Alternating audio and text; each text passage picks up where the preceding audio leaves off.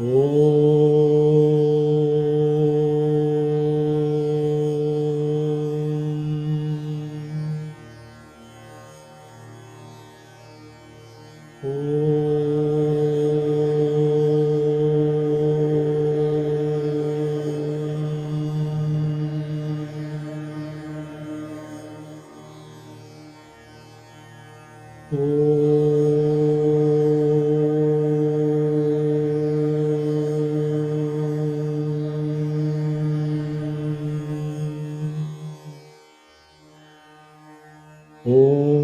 Ganganapataye Namaha.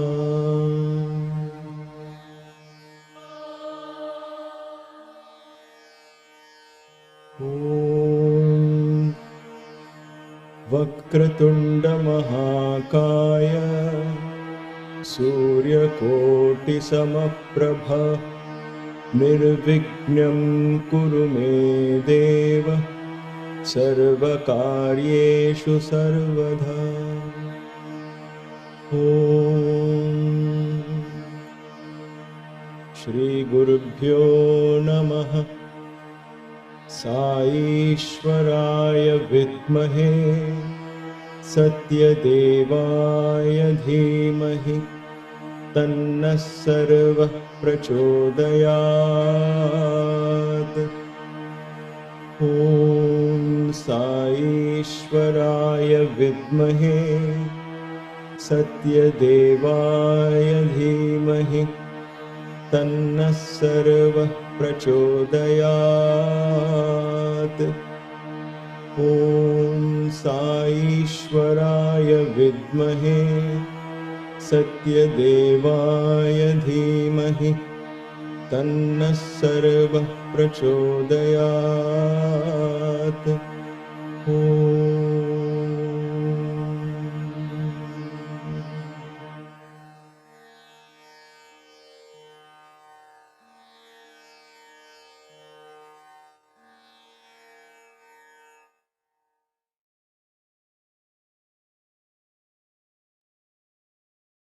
Namaste.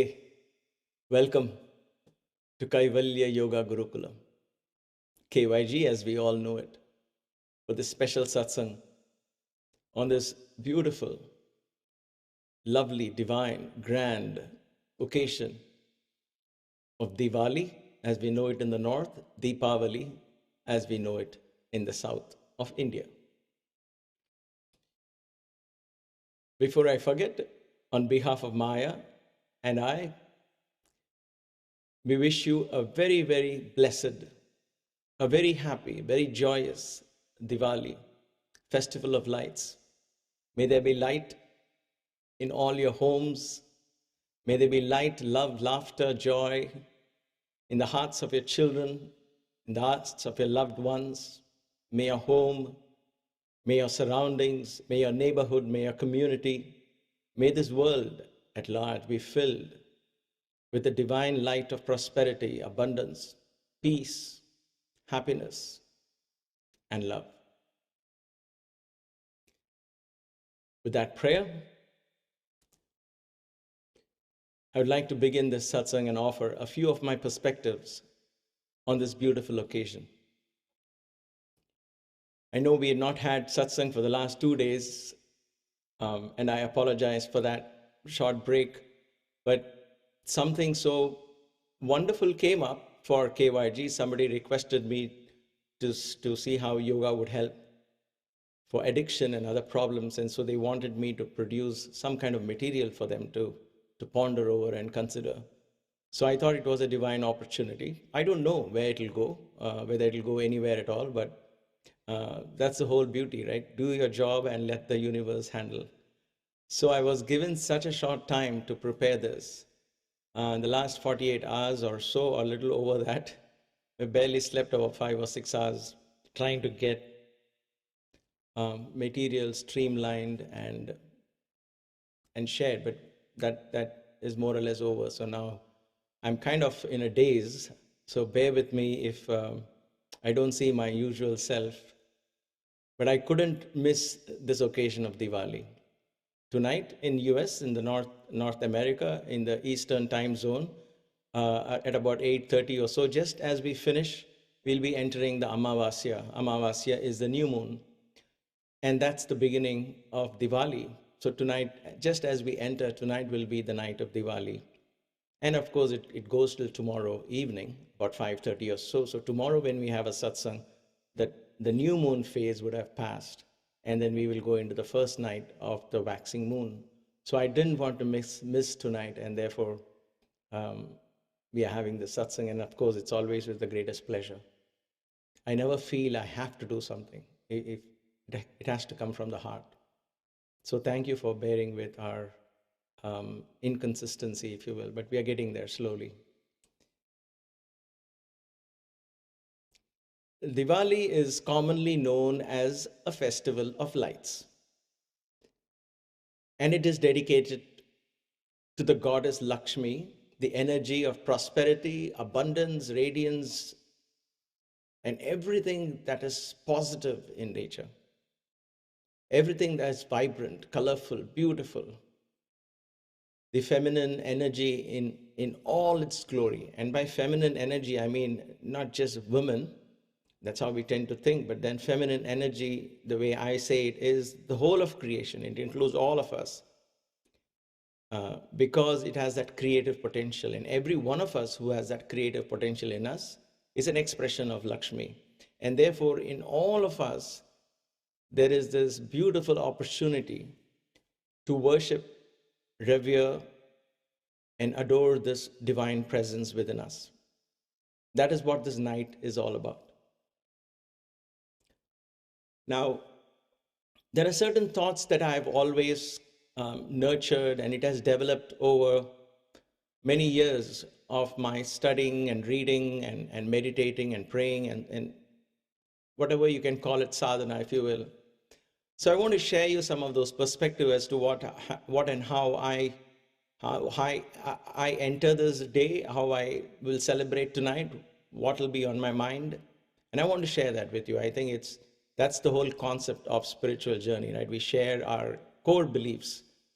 And if what I share appeals to you, you accept it, and then you ponder it, and then you shape it a little more and fine-tune it more to your liking so that it fits in with your core belief system. And that's very, very, very important. So rather than simply culling out and putting things in slides, of course, I just didn't have the time. I could have done some PowerPoints, but I didn't have the time. I thought I will let my heart guide and share with you things you may know and some things you may not have perceived in the way I will share it. To me, the night of Diwali is not simply a night of good over evil. Now there is this, why am I saying this? Because there is a popular belief that Naraka Asura, there was an Asura, there was a demon, and the divine Shakti, Lakshmi, fought over him, and then he is killed, and therefore there is a victory of good over evil. Navaratri is also good over evil, and so on. So we celebrate that as good over evil, and that's, I mean, you can't question that always. But that is one side of the picture. To me, Diwali is a celebration of understanding two vital energies in us. And the awakening of those two energies, that is what we are praying to. That is what we are worshiping tonight. It is a continuation of the 9 days that we just spent 15 days ago. And the story continues, the symbolism continues, the energy continues into Diwali. Now you might say, how? So let me share with you two Puranic stories. And as I always say, when in the ancient times, when the way these things were recorded, they were categorized as they were recorded. We call them stories. So the stories were recorded, they were categorized. One was categorized as history. History means itihasas, that which actually happened in this dimension, in this physical dimension. And therefore, that was categorized as itihasa. What were they? Ramayana was the itihasa. a historical event. Mahabharata, historical event. So that was all categorized as itihasas for thousands of years. Then there are other stories that we hear. They are categorized as puranas. Puranas. Puranas are smritis. Smritis come under smritis. Smriti means the smritakarshini. Smrityakarshini we studied in Devi Khadgamala, right? Smritya is memory. So it is easy to remember this because it is in a story form. So we remember the stories, we are able to connect the dots and go into the essence of the story. So they were categorized as Puranas, primordially symbolic in nature in this dimension. The dimension that you and I are right now, the Jagrat Avastha, the awakened state, in this dimension, those stories did not take place, not in this dimension. So in this dimension, we have to take the symbolism so that we can appreciate and open our minds to the multidimensional universe that exists within our consciousness. And therefore, we will be able to experience them. So we cannot get confused between Shiva and Parvati stories and Narayana and Lakshmi stories and Kali and Lakshmi and all of these stories with the historical events that were recorded. They are recorded separately, and that is for a reason. They are all very well categorized, right? And the Vedic chants and all are shrutis. That is only to listen, listen, listen, listen, and it trains the brain in a different manner. Helps us rewire, restructure the whole brain, and all of that fun stuff. All right. So from the Puranas, I'm going to tell you two stories. That means there is symbolism there. Now, whether they happened, when it happened, all of that, we cannot talk about it as a historical event simply because for us, when we talk in terms of time and space, where it happened and when it happened, then we are talking about this dimension. And then what happens is we stand to lose the symbolism of these stories. Then we get into an argument of whether it happened, didn't happen, whether to believe in it, not to believe in it, and we lose the whole point of this Puranic story. The idea here is whether it happened in this dimension or not is not the question here. That is a debate you can have with Ramayana and Mahabharata because those are categorized as historical events. But these are Puranas. Tonight's festival and the 9 nights that we did, they're all based from the Puranic stories. The Devi Bhagavatam, the Mahabhagavata Purana, and all of those stories. All of them contain references to each other. Very beautifully drafted, but all of them are powerfully symbolic of what is going on at a multidimensional level. Whether those things happened, or whether those things are happening, or whether these things are to happen, it depends on each of our lives. That is the beauty. In that plane, beyond this physical dimension of time and space, when you go there, then did Devi kill the Asuras, or is she killing, or is she fighting them? Depends on my dimension. What is happening in my dimension, that Purana is replaying itself for me. And therefore, each of those Puranas are very personal, and it's open for interpretation for you and me. And so what I'm telling you is not dogmatic in any manner. It is my way of understanding. And to a large extent, we have kind of borrowed these ideas and we have understood the basic symbolism of it. So let us carry on with that. That is the richness in the tradition of the Vedic culture, of the Sanatana Dharma, is a variety of paths they created for us to finally understand our true potential. Okay, so having put that out, I'm going to introduce 2 stories from the Puranas. One is something that everybody is perhaps very popular, very, very aware of and connected to Diwali. Okay, and that is the story of how Lakshmi emerges. Lakshmi emerges from the ocean. Lakshmi emerges from the ocean. Now, it is said that at one point prosperity was lost. The concept of abundance, prosperity was lost. Now, prosperity here, it does not mean only in terms of money. It is our unfortunate situation that We have defined prosperity and abundance only in terms of money. That is the poverty of our mind, that we are not able to see the prosperity in the fact that you and I can breathe, in the fact that both our eyes are working, in the fact that we have a loving family. All that is prosperity, prosperity, prosperity. But we, like trained camels in a desert, if you will, or the horses, we are just trained ourselves to focus predominantly on prosperity equals more money in the bank, or more land, or more jewelry, or whatever it is. It's all very tangible. And we restrict that. And everything else we consider, what is the use of having health? How am I not enjoying it? I don't have money to enjoy, and things like that. We get caught up. It's a bizarre situation we have allowed ourselves to get into. Nevertheless, so when I say abundance is lost, it is not just the money was lost. It is the very definition of prosperity and abundance. That means the principle of life itself was beginning to fade away. As the story goes, now we can understand that symbolism lies in all of us. That's why I said whether it happened or it is happening, you have to figure it out. All right? And that's why we need to take time to understand these stories. There are times in our lives we feel completely bereft, lost, confused, and we lose touch with divinity. There are times, right? We call it tests or whatever it is. Some situations may have caused it, or maybe nothing causes it. We question everything and we feel completely like a zombie. We feel we are going through life with no meaning. Now, these are the times in life when Goddess Lakshmi, who is the symbolism, the energy of prosperity, abundance, vibrancy, creativity, health, everything that you can think of, everything good that you ever dream of, in your wildest dreams, is represented in this energy. So she is lost. And therefore, what happens in the story? Let's go back to the story. So since she is lost,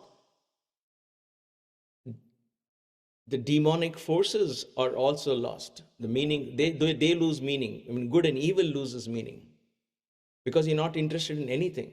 So the devas, the divine beings, and the demonic beings, if you will, in the story, they all get together and say, what is this? Without her, without this energy, nothing can function in this universe. Both lose meaning. And so without both, there is no friction. Without friction, there is no fire, there is no spark, there is no motivation, there is nothing that will bring life into this planet. And therefore, we need her.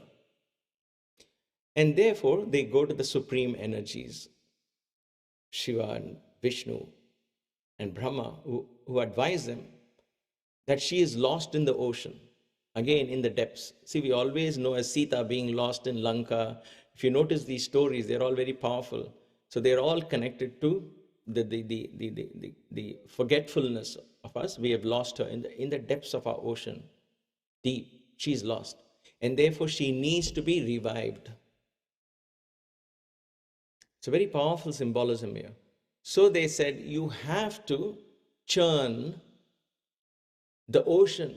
You have to churn the ocean to bring out nectar of immortality and so on, of which Lakshmi comes out. We'll come to that.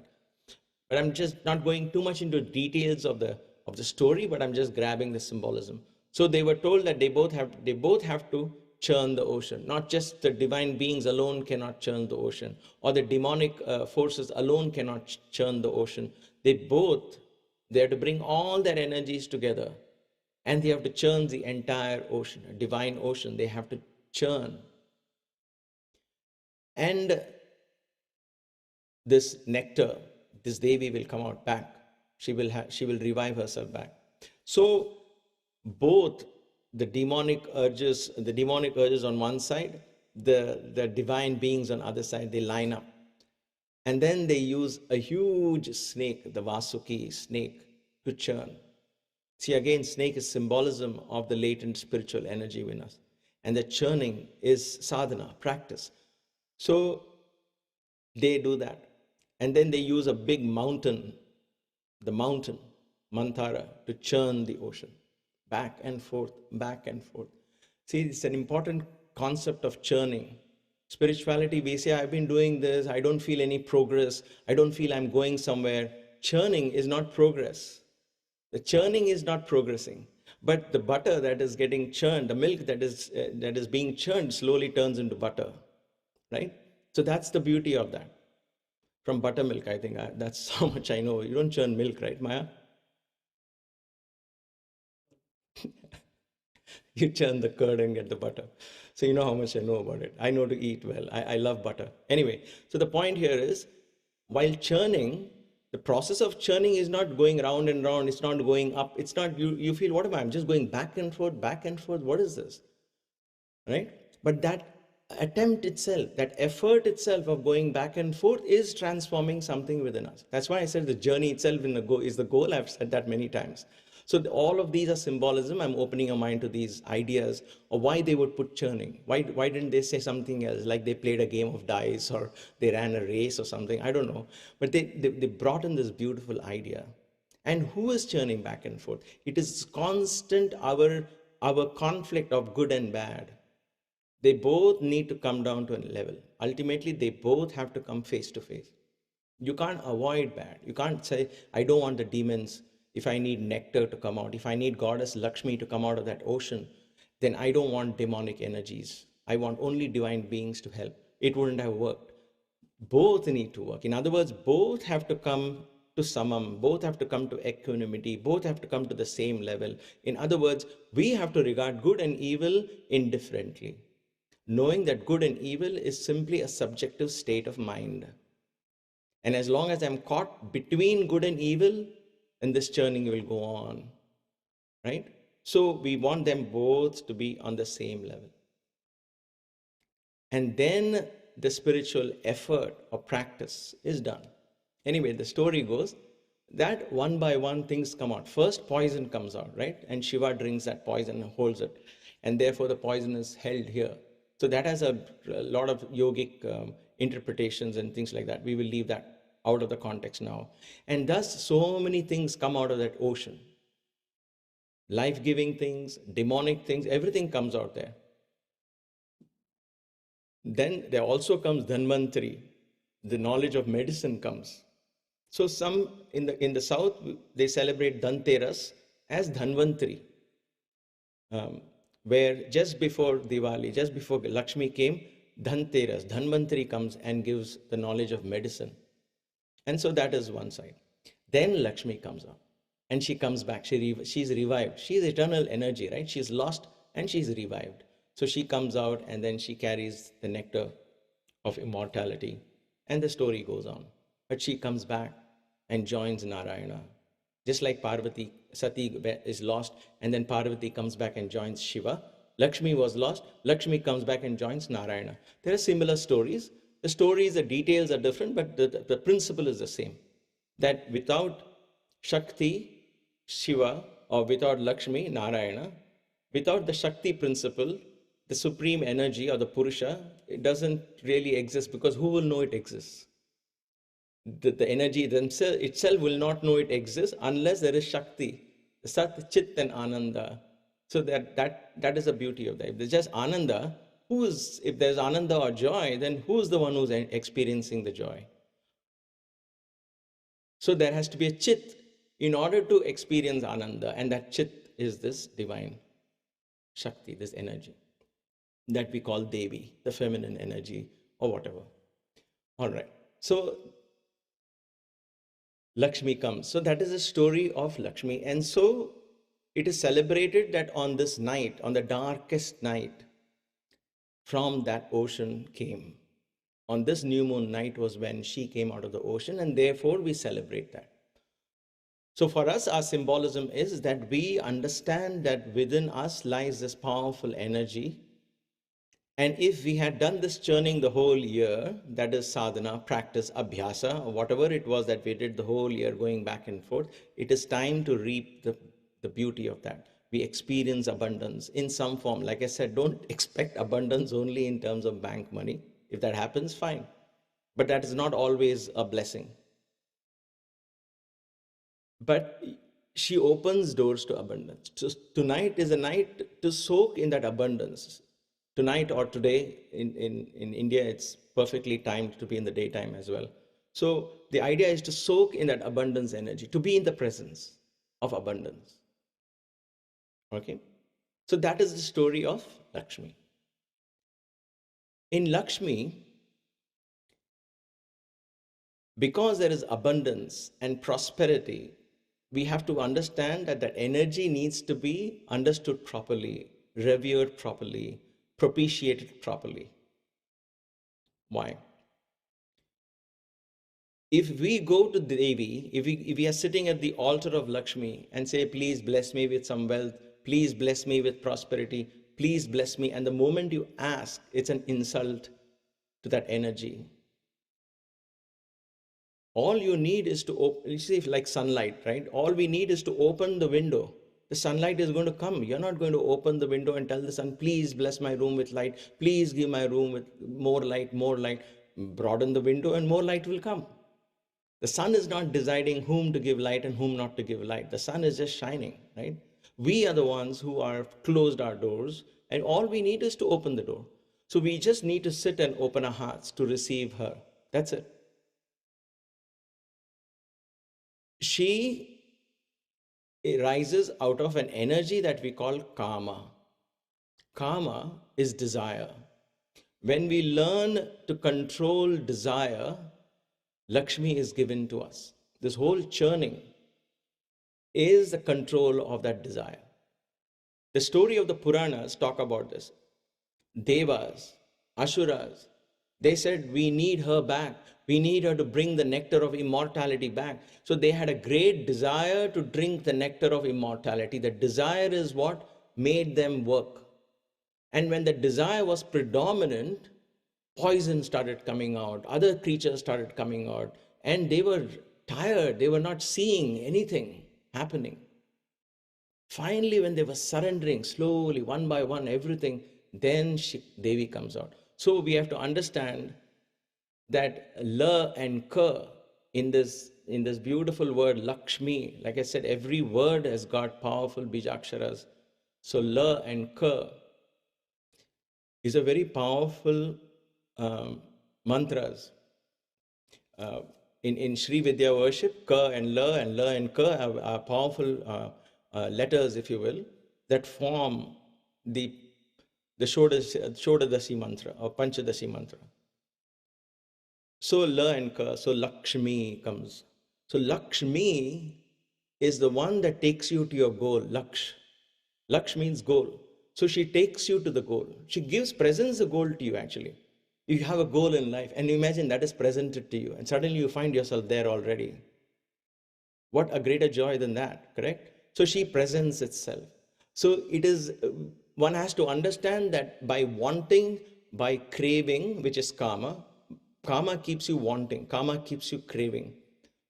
If that is predominant, the I want this, I want that, please give me this, please give me that kind of craving, then Lakshmi does not come out. Initially, poison and all comes out. So who's going to drink poison for you and me? Then we need to run to Shiva and do other. So we complicate our lives. We can make it very simple by not asking at all. By churning without the desire, without the craving rather, without the craving for the fruit of the action. We focus on the action itself. So karma is an important personality trait in us that we need to understand. Kama means desire. Kama means craving, actually. Trishna, as it is called. Korikalu, as Baba would say in Telugu. Korikalu. Korikalu is broadly described as desire, but I always say it is actually a craving. It's not simply a desire, it's a craving. There's an obsession, right? Just like we are all obsessed in some form with sugar, eating sugar in some form, right? It is like that. It is a craving. So as long as those cravings exist, we can't see Lakshmi. Because that cravings want us it seeks immediate satisfaction, immediate reward, immediate consumption. And nothing long lasting in that. There's nothing long lasting in craving. But when you give up craving, a sense of contentment comes. And that contentment helps you to grow further.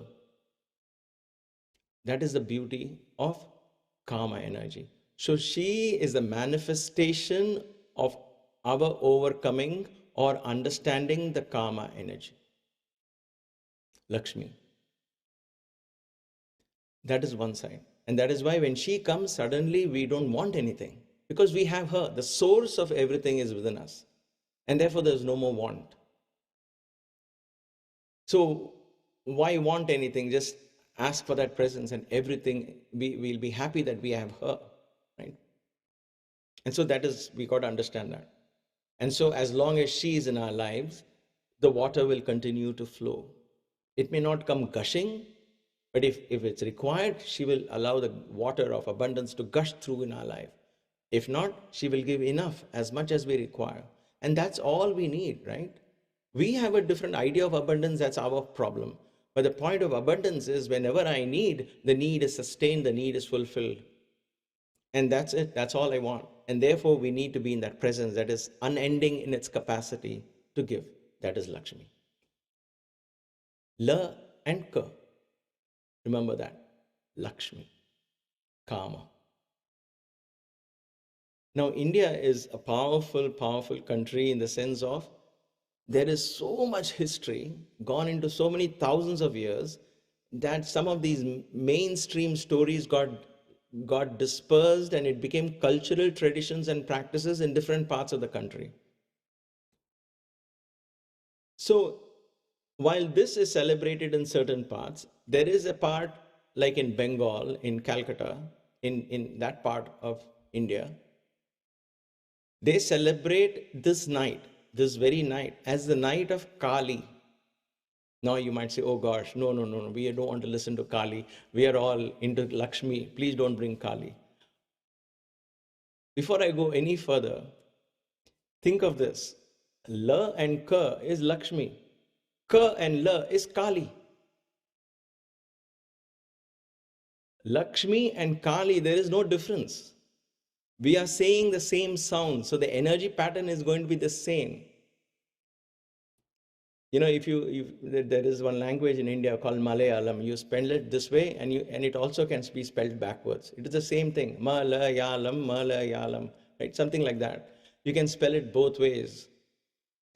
So Lakshmi and Kali are the same energies. Now, is she opposite? No, she's not opposite to Lakshmi. This is the most benevolent, most beautiful energy of Kali. Why Kali now? She represents Krodha, Kama and Krodha. These are the two energies that take us to the heights of spiritual experience or stop us from that right in the beginning. Like our 2 feet, 2 hands, 2 energies. One is desire that can hold you back or that can liberate you. Once you say, I'm content, then that Kama Karshani will liberate you. Then there is Krodha Agni, the fire of anger in us. If we do not understand it, we have to understand it. Krodha. When desire is not fulfilled, we get angry. So they are very closely intertwined. Kama, Krodha are twin energies, right? So all our frustrations, our resistance to learning or to anything new, all of that comes from Krodha. We've got to understand that energy, Krodha. So what is the story of Kali for Diwali? The Puranic story. So that is in connection with the Navaratri that is gone just a few days ago. In Navaratri, the first 3 nights, Kali emerged to kill certain demons. One of those demons was called Rakta Bija. Rakta Bija was a kind of a demon. Again, it's all very powerfully symbolic. Rakta Bija was a demon where somebody would chop his head off, his blood will fall on the ground, and there'll be another of him that would materialize. So he would never die. And the more his drops of blood came, the more he multiplied and the more powerful he became. Okay? Think of desires. You buy one, then guess what happens? Another desire props in. And then you try and say, all right, let's give in to this temptation. The third one comes up, and there is never ending, and you get caught into this. It's something like you go into Amazon to buy one thing, and you end up, and your shopping cart is filled with so many things that I don't know. I didn't plan for it. Somehow I just thought something, I got caught, and I ended up, right? It's something like that. So we end up buying a lot of stuff. So Rakta Bija represents that. So he was never ending in his demonic. Nobody could kill him. You can't just kill a desire. Just like suppressing it. You can't suppress it. You can't suppress it. When you suppress it, it's going to come out somewhere else it'll come out, correct? So you can't fight a desire like that. So Rakta Bija, nobody could fight, and therefore they go to Durga, and Durga comes and fights him, and then she is doing it, and she realizes that this guy is not dying. This guy just keeps coming and coming and coming. And so then she says, wait a minute, there has to be something done about this. And she gets angry, and she, with a third eye, she just stares. The story goes, she gets angry and she stares, and the very essence of her comes out in the form of Kali, a dark figure, terrible to look at, and with skulls and bare boned and a tiger skin, and all of that powerful being comes. And she chops and drinks the blood of this demon so that the blood doesn't fall on the ground. She starves these demon. This demon gets starved and he dies. Anyway, that's a story there. Now, like I said, there's a lot of symbolism there also. Kali means time, Kala. Kala is time. Lakshmi is the other side because she gives you freedom from that. Kala is time. Kala constricts. Time constricts, right? So Kali killing Rakta Bij, that's an important thing, because if you understand Rakta Bij demon as desires, which are never ending, and if there is a particular problem like addiction and things like that, then we have to use time to cure it, use time as a factor to cure it. That is why we do fasting. In fasting, there is time. Next 12 hours, we say, I'm not going to eat or drink. Right? And so there's a whole practice there. Anyway, so I want to stick to the story. So Kali fights him. By then, Kali is a very angry energy, let loose. And she ends up killing a lot of demons and their chariots and the elephants. She gobbles up everything, right? And then it continues to a point that there's nobody able to stop her. That anger is not stopped. That anger seems to come on everything, irrespective of good and bad, everything. Think of us in our lives. How many times we are upset at something at work and we come home and take it out on our dog or on our cat or, God forbid, on our child or spouse, right? You might be watching something on the TV and you're angry and somebody does something and you shout at them because of something in here that has triggered the anger, but that anger is now directed somewhere else. We've all been there, done that, correct? That is what we have to understand from this Kali energy. Once this Kali energy is released from us, and that is there within us, you can use it for good. Anger can be used for good. Anger is good for motivation and all of that. And so when we use it for that, we have to learn to also subdue that. Otherwise, it will eat us. It will consume us. It will consume everything that is good. Right? It's like stress is good, but up to what point? Up to 120/80, the heartbeat, that kind of stress is good. Beyond that, it starts consuming. Something similar to that. Anyway, so Kali is not being able to stop. So in all these days until today, from Navratri, after the first 3 nights, whereas the other goddesses have risen and they are fighting the demons in their own way and all of that, this one energy is still loose, in the universe. And therefore, the story goes that in this night, when they go to Shiva and tell him, who's the ultimate Mahadev, Devonka Dev, Mahadev. So they go to him and say, you have to stop this Kali energy. This is Parvati energy. This is your own Shakti. You have to control it. And then he says, the only way I can control is to lie down and have a step on my chest. So he lies down and she is angry. She is going around. And then without looking, she stamps Shiva on the chest. And the moment she puts her foot on Shiva's chest, she looks down and she sees Shiva. And then she's so shocked that her tongue comes out. And therefore, at that moment is picturized as Kali. At that moment, she becomes tame. That moment where that supreme energy is now suddenly turned into devotion. That powerful powerful anger energy. Just like this powerful energy of desire is offered to Lakshmi for abundance, this supreme energy and powerful energy of anger within us is suddenly converted to devotion, converted to sadhana, converted to all of that. We need both. We need both in our lives. We can't just treat Kama and Krodha as enemies. We can't say, I don't want anything. There is the beauty in them. There is a Lakshmi hiding in Kama. We have to release Lakshmi from Kama, right?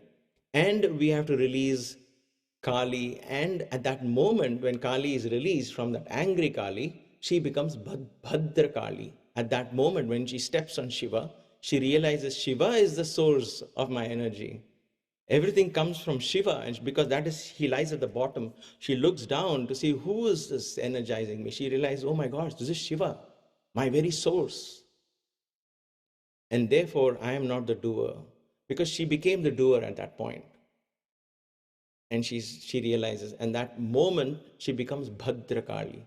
Bhadra is protection. Bhadra is not angry Kali. Please, Bhadra Kali, we use it these days in a completely wrong context. The word Bhadra means protection. There's a beautiful Shanti mantra. Bhadram karnebhi shruniyama devaha. Bhadram pashye makshabirya jatraha. So Bhadram means protect, protect, protect. So there is a protection Kali comes. She protects. On this night, she becomes Bhadra Kali, the Kali who protects. That means time that protects you, time that gives you that time, space is within time. So time that gives you the space to practice your spirituality, to open up to that divine energy. So Kama and Krodha both, for me, I understand Diwali as a night for me to meditate on my Kama and my Krodha. And I need both. Both need to be channelized for creative purposes, for creative pursuits, for divine pursuits, ultimately. And they both can help me, because hidden within these, Kama and Krodha, is Lakshmi, and Kali. Ka and La. So that is the beauty of this Diwali night. Let us go beyond the idea of good versus evil, evil versus good. We get caught into the subjective fight. 20 years later, 40 years later, 80 years later, we'll be still fighting some imagined evil. And so the brain that is trained to fight evil will only look for evil. And as long as you're training it to look for evil, guess what? There will be evil around you. There will be evil in the world. And therefore, we are constantly fighting evil. Stop. Let us stop that idea of good and evil. Let us rise above it. Let us understand that inherent in every part of this cosmos, in every atom, in every thought, in every emotion, in every feeling, there is an inherent divine potential waiting to be released. That is what we are studying in Sri Chakra. That every energy, in Devi Bhagavatam, there is Devi described in many forms. They say the shadow is also Devi. Bhranti Rupena Samstita. You reside, even delusion is you only. So she's everything. This whole game is that divine energy of consciousness playing it. So there is nothing like bad and good. This is our construct in the mind. And therefore, as long as we cling to that, it is good to have that as a stepping ground. It is good to practice that, because we need to have ethics and values in our lives. We need to teach those values to our children. We need a radar to hold on to. We need a stepping stone, if you will. But that does not define our lives. That is only a stepping stone for us. We need to understand that. And we need to treat both in equanimity. Tonight is that night for meditation on such concepts. And I didn't want to miss that. And I didn't want you to miss that. Give an opportunity for all of us to meditate on the divine principle of Lakshmi and Kali, that both arise in this night, bringing blessings. One becomes Bhadra Kali. She protects the abundance that is emanating from Lakshmi. Bhadra Kali is protecting. Think of it that way. So be in the presence of this divine Shakti. It is one of the darkest nights among all the new moon nights in the year. Like everything, a lunar, every other festival in Sanatana Dharma in the ancient times, they are all linked to the moon. They're all lunar events. You cannot find them in the Western calendars as such as a fixed date that comes every year. It's a lunar event. And therefore, this is a lunar event and one of the most powerful lunar new moon nights of the year, where we have a chance to awaken the Shakti principle, the energy of Lakshmi, and prostrate and embrace the energy of Bhadra Kali, the Kali who protects. So along with this divine energy of Lakshmi that floods your home with vibrancy, light, love, light and joy and laughter and everything that you can ever want in your life, let there be Bhadra Kali who will support and protect what is yours, give you the opportunity to experience divinity within yourself, protect you from distractions. So let us therefore embrace these two energies tonight. I will end this by chanting the Lakshmi Gayatri, and you're welcome to chant along or simply close your eyes and listen. We will do it for about 108 times. It should take about 10 minutes or so. The idea is to simply, again, like I always keep saying, it is so important to simply sit in the presence and lose yourself. Don't take your problems with you. Don't take your poverty-stricken mind with you. Don't let go of that. Let go of yourself. Just say, Devi, I just want to be in your presence. And experience joy in that presence. Mahalakshmi cha vidmahe. Mahalakshmi, the supreme glorious principle of abundance in every form, health, wealth, knowledge, creation around, right? All the 5 elements are in abundance everywhere. It's all Mahalakshmi cha vidmahe. Vishnu patnaischa dhimahi. Vishnu. This is like Shiva and Shakti, it's Vishnu and Lakshmi. So Vishnu represents omnipresence, omniscience. So she is the energy, the Shakti of Vishnu. It is said Vishnu has a Sudarshan chakra in his hand, and that energy that makes it rotate is Lakshmi. And therefore, for him, in his heart, he holds Lakshmi right here, because without that, even he won't survive. So he needs her right here. That is the energy of Lakshmi. Vishnu patnaischa dhimahi tanno Lakshmi prachodaya. I meditate upon you. That's all. There is no asking in Gayatri mantras of any kind.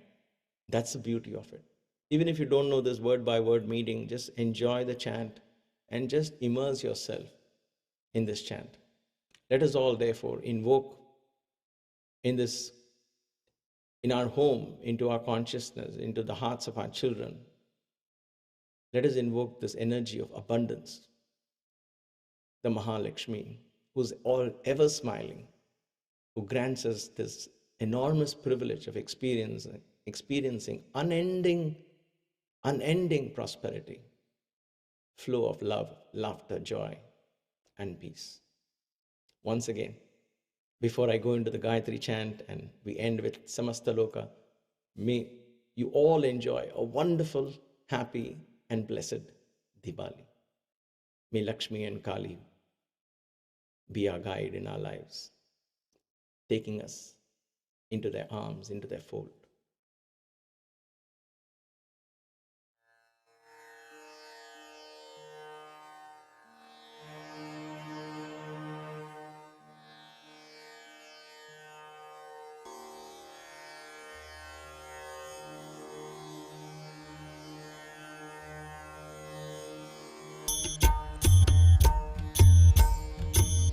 Mahalakshmi cha vidmahe Vishnupatnaischa dhimahi Tanno Lakshmi prachodayat.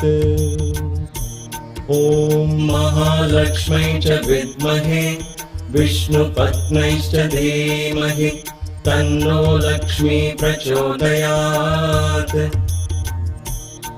Om Mahalakshmi cha vidmahe Vishnupatnaischa dhimahi तन्नो लक्ष्मी प्रचोदयात्। ॐ महालक्ष्मै च विद्महे विष्णुपत्न्यैश्च धीमहि तन्नो लक्ष्मी प्रचोदयात्। ॐ महालक्ष्मै च विद्महे विष्णुपत्न्यैश्च धीमहि तन्नो लक्ष्मी प्रचोदयात्। ॐ महालक्ष्मै च विद्महे विष्णुपत्न्यैश्च धीमहि तन्नो लक्ष्मी प्रचोदयात्। ॐ महालक्ष्मै च विद्महे विष्णुपत्न्यैश्च धीमहि तन्नो लक्ष्मी प्रचोदयात्। ॐ महालक्ष्मै च विद्महे विष्णुपत्न्यैश्च धीमहि तन्नो लक्ष्मी प्रचोदयात्।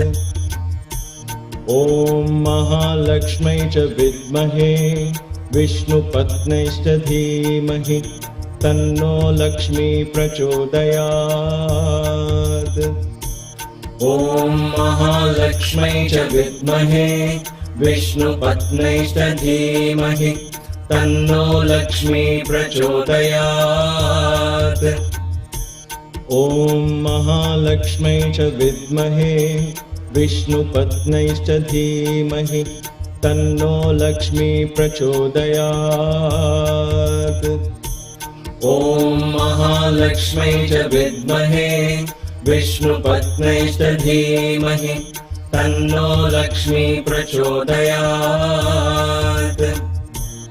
ॐ महालक्ष्मै च विद्महे विष्णुपत्न्यैश्च धीमहि तन्नो लक्ष्मी प्रचोदयात्।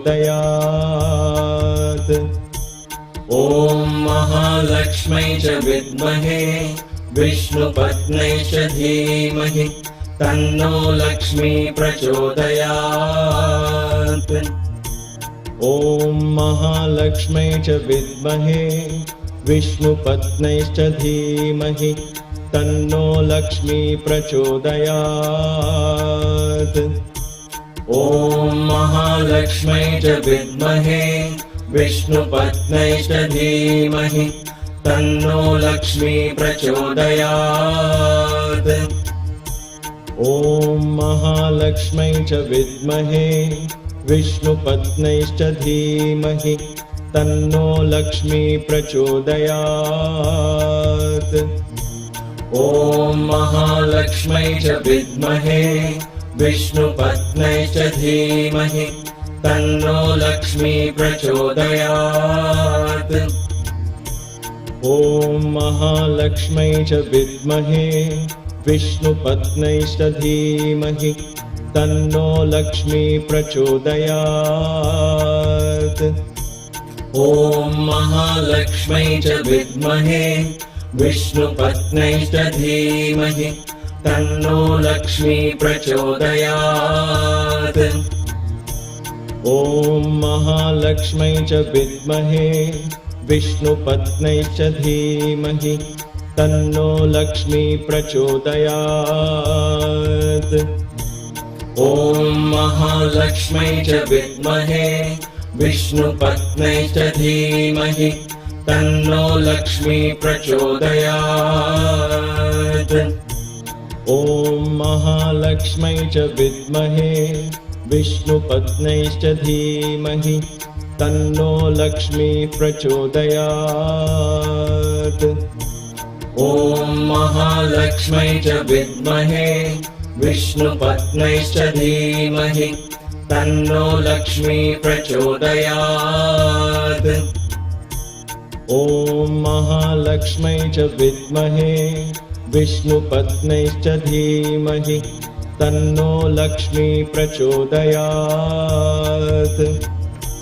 ॐ महालक्ष्मै च विद्महे विष्णुपत्न्यैश्च धीमहि तन्नो लक्ष्मी प्रचोदयात्।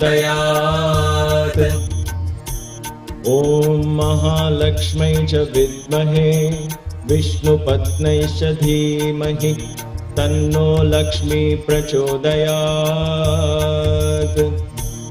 ॐ महालक्ष्मै च विद्महे विष्णुपत्न्यै च धीमहि तन्नो लक्ष्मी प्रचोदयात्। ॐ महालक्ष्मै च विद्महे विष्णुपत्न्यै च धीमहि तन्नो लक्ष्मी प्रचोदयात्। ॐ महालक्ष्मै च विद्महे विष्णुपत्न्यै च धीमहि तन्नो लक्ष्मी प्रचोदयात्। ॐ महालक्ष्मै च विद्महे विष्णुपत्न्यै च धीमहि तन्नो लक्ष्मी प्रचोदयात्। ॐ महालक्ष्मै च विद्महे विष्णुपत्न्यै च धीमहि तन्नो लक्ष्मी प्रचोदयात्। ॐ महालक्ष्मै च विद्महे विष्णुपत्न्यै च धीमहि तन्नो लक्ष्मी प्रचोदयात्। ॐ महालक्ष्मै च विद्महे विष्णुपत्न्यै च धीमहि तन्नो लक्ष्मी प्रचोदयात्। ॐ महालक्ष्मै च विद्महे विष्णुपत्न्यै च धीमहि तन्नो लक्ष्मी प्रचोदयात्। ॐ महालक्ष्मै च विद्महे विष्णुपत्न्यै च धीमहि तन्नो लक्ष्मी प्रचोदयात्। ॐ महालक्ष्मै च विद्महे विष्णुपत्न्यै च धीमहि तन्नो लक्ष्मी प्रचोदयात्। ॐ महालक्ष्मै च विद्महे विष्णुपत्न्यै च धीमहि तन्नो लक्ष्मी प्रचोदयात्। ॐ महालक्ष्मै च विद्महे विष्णुपत्न्यै च धीमहि तन्नो लक्ष्मी प्रचोदयात्। ॐ महालक्ष्मै च विद्महे विष्णुपत्न्यै च धीमहि तन्नो लक्ष्मी प्रचोदयात्। ॐ महालक्ष्मै च विद्महे विष्णुपत्न्यै च धीमहि तन्नो लक्ष्मी प्रचोदयात्। ॐ महालक्ष्मै च विद्महे विष्णुपत्न्यै च धीमहि तन्नो लक्ष्मी प्रचोदयात्। ॐ महालक्ष्मै च विद्महे विष्णुपत्न्यै च धीमहि तन्नो लक्ष्मी प्रचोदयात्।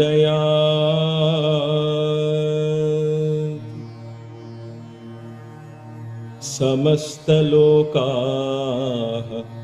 सुखिनो भवन्तु। समस्तलोकाः सुखिनो भवन्तु। समस्तलोकाः सुखिनो भवन्तु. May all the beings in all the worlds be happy. जय बोलो पवन सुत हनुमान की जय।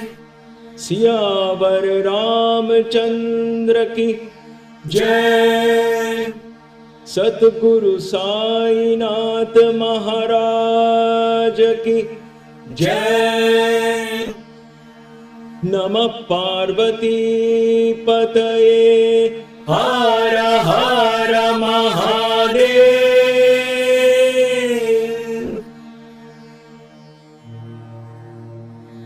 ओम शांति शांति शांति।